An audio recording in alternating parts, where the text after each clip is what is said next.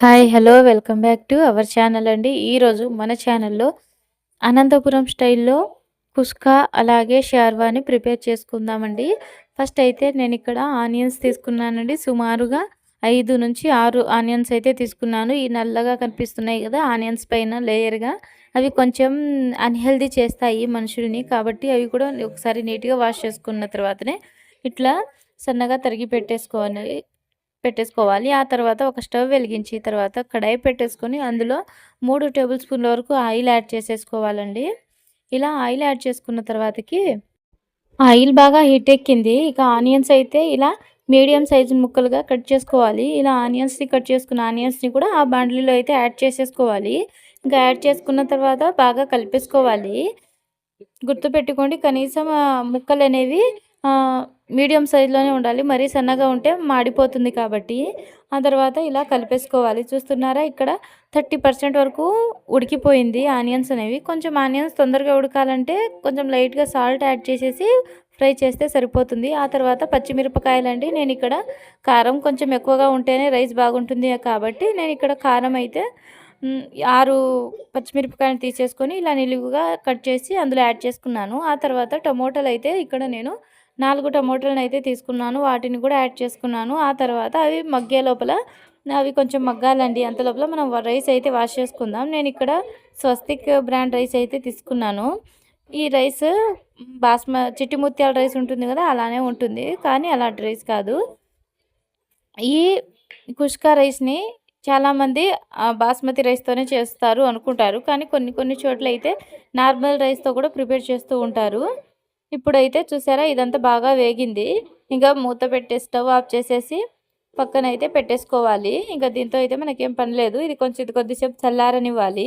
చల్లారిన తర్వాత ఒక మిక్సీ జార్ తీసుకొని అందులో ఈ ఆనియన్, పచ్చిమిరపకాయలు, టమాటా పండ్లున్నాయి గదా! వీటినన్నిటిని ఆ మిక్సీలో వేసేసుకొని మిక్సీ పట్టేసుకోవాలి. అదిను ఫైన్ పేస్ట్ లాగా మిక్సీ పట్టేసుకోవాలండి. ఇలా మిక్సీ పట్టుకున్న తర్వాత వీటిని పక్కన ఉంచేసుకోవాలి. ఆ తర్వాత ఇప్పుడు రైస్ ప్రాసెస్ అయితే చూద్దాము. ఇప్పుడు స్టవ్ వెలిగించి కడాయి పెట్టేసుకొని అదేనండి నేను ఈ ప్రాసెస్ అంతా కుక్కర్‌లో చేస్తున్నా కాబట్టి కుక్కర్ అయితే పెట్టేసుకున్నాను. మీరు గనుక రైస్‌ని ఎప్పుడు బాండ్లీలో చేయాలనుకుంటే బాండ్లీనే పెట్టుకోవచ్చు. ఆ తర్వాత అందులో 3 టేబుల్ స్పూన్ల వరకు ఆయిల్ అయితే యాడ్ చేశానండి. ఆయిల్ బాగా హీట్ ఎక్కాలి. హీట్ ఎక్కిన తర్వాతనే బిర్యానీ దినుసులు ఏమన్నా ఉంటే అవి కూడా యాడ్ చేసేసుకోవచ్చు. ఇక్కడ బిర్యానీ దినుసులు నేనైతే లవంగాలు, మిరియాలు అలాంటివి స్కిప్ చేశాను. మరి ఎక్కువగా ఎందుకు మసాలా అనేసి. ఆ తర్వాత ఒక ఆనియన్‌ని సన్నగా తరిగి పెట్టుకున్నానండి. వాటిని కూడా యాడ్ చేసుకున్న తర్వాత అవి కొంచెం గోల్డెన్ బ్రౌన్ వచ్చినప్పుడే మిగతా మనం ఏమన్నా కట్ చేసి పెట్టుకున్న కాయగూరలు అదే వెజిటబుల్స్ ఏమన్నా ఉంటే యాడ్ చేసుకోవచ్చు. నేనిక్కడ క్యారెట్ మరియు బీన్స్ అయితే యాడ్ చేసుకుంటున్నాను.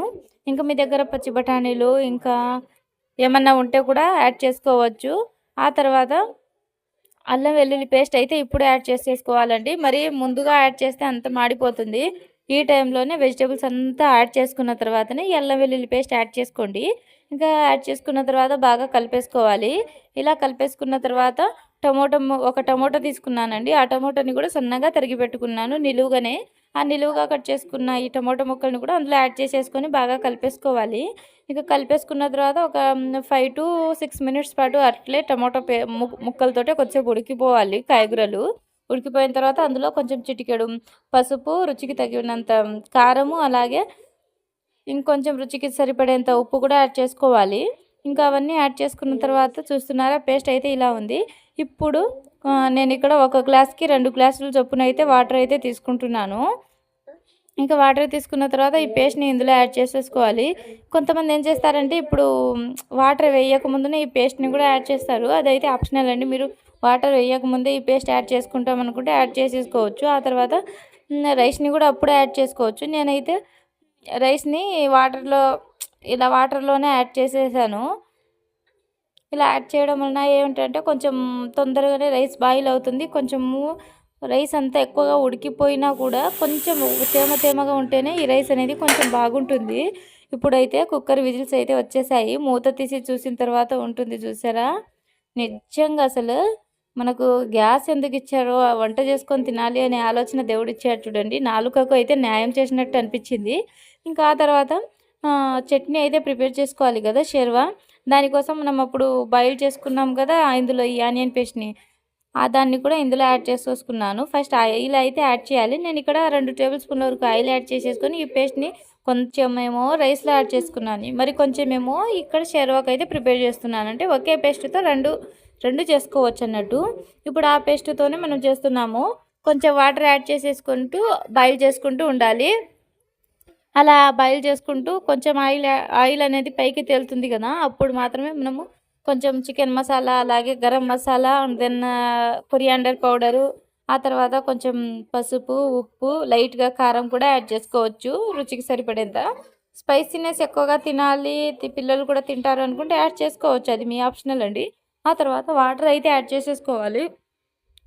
అన్ని సార్లు వాటర్ ఎందుకు అనేసి అనిపిస్తూ ఉంటుంది. కానీ మనము ఎక్కువగా బాయిల్ చేస్తేనే అందులో ఉండే పచ్చిదనం అంతా వెళ్ళిపోతుంది కదా! అందుకనేసి. ఆ తర్వాత నేనిక్కడ కొత్తిమీర అయితే యాడ్ చేశాను కదా! అదైతే ఆప్షనల్ అండి. కొంచెం కలర్‌ఫుల్‌గా కనిపిస్తదనేసి కొత్తిమీర అయితే యాడ్ చేశాను నేను. ఇంకా అంతేనండి. ఇంకా ఒక 5 నిమిషాల పాటు మనం అన్నీ వేసుకున్నాం కదా! అవి కూడా బాగా మరిగేంత వరకు ఉంచుకోవాలి. గుర్తుపెట్టుకోండి, ఈ షేర్వా అనేది కొంచెం పల్చగా ఉంటేనే బాగుంటుంది. ముద్దగా ఉంటే దాన్ని షేర్వా అనము. ఇంకా మొత్తం ప్రిపేర్ అయిందండి. ఇక చూడండి, ఫైనల్ అయితే ఇదిగోండి రిజల్ట్ ఇలా వచ్చింది. చాలా బాగొచ్చింది. ఇంకా ఈ వీడియో పూర్తిగా నచ్చినట్లయితే like, share, subscribe to our channel అండి. Don't forget guys.